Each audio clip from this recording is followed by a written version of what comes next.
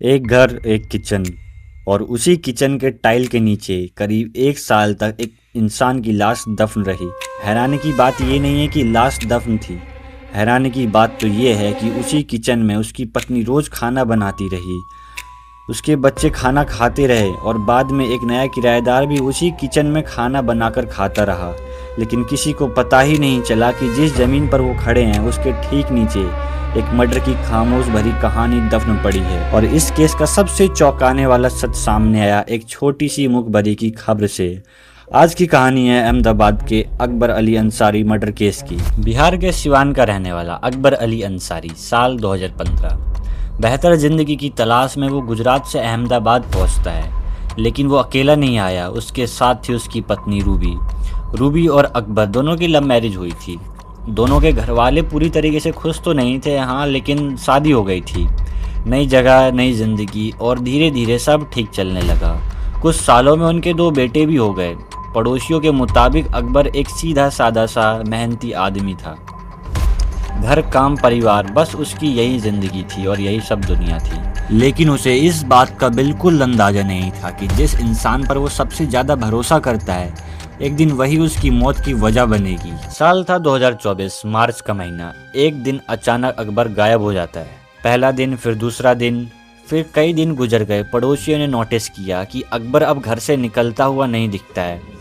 तब लोगों ने उसकी पत्नी रूबी से पूछा, अकबर कहाँ है? रूबी ने जवाब दिया, अकबर को दुबई में नौकरी मिल गई और वो वहाँ चला गया है। पड़ोसियों को ये बात अजीब तो लगी, लेकिन इम्पॉसिबल टाइप नहीं, क्योंकि ऐसा तो नॉर्मल होता है कि लोगों की नौकरी बाहर लगी जाती है और वो चले जाते हैं। कुछ महीने बाद रूबी भी अचानक घर छोड़कर चली गई और घर पर ताला लग गया। फिर कुछ महीने बाद उसी घर में एक नया परिवार किराए पर रहने आ जाता है। पति, पत्नी और बच्चे, सब कुछ बिल्कुल नॉर्मल था। वो लोग रोज़ उसी किचन में खाना बनाते थे, लेकिन उन्हें क्या पता था जिस किचन में वो खड़े हैं उसी किचन के नीचे एक इंसान की लाश दफन है। करीब 1 साल तक किसी का कुछ भी पता नहीं चला। फिर एक दिन इस केस में एक ऐसा मोड़ आया जिसने इस पूरी कहानी को बदल कर रख दिया। जून 2025, एक पुलिस कांस्टेबल अपने इलाके से गुजर रहा था। तभी उसका एक खास खबरी उसके पास आया। उसने कहा, साहब, एक आदमी है जो गायब नहीं हुआ है, उसका कत्ल हो चुका है। कांस्टेबल ने पूछा, कौन है? मुखबरी बोला, यानी कि खबरी, अकबर अंसारी। और फिर उसने जो बातें बताई उसने पुलिस को पूरा हिला कर रख दिया। उसने कहा, लाश कहीं बाहर नहीं है साहब, उसी के घर के अंदर है। पुलिस और भी ज़्यादा अब चौकन्नी हो गई। पुलिस ने इन्वेस्टिगेशन को शुरू कर दिया और वो सबसे पहले अकबर के ऑफिस गए। वहाँ पे पता चलता है कि अकबर अचानक बिना बताए नौकरी छोड़कर चला जाता है। यह बात पुलिस को खटकी। फिर पुलिस ने दोस्तों से बात करी, रिश्तेदारों से बात करी, सोशल मीडिया अकाउंट उसका चेक किया गया। लेकिन 1 साल में अकबर ने किसी से भी कोई भी संपर्क नहीं किया था।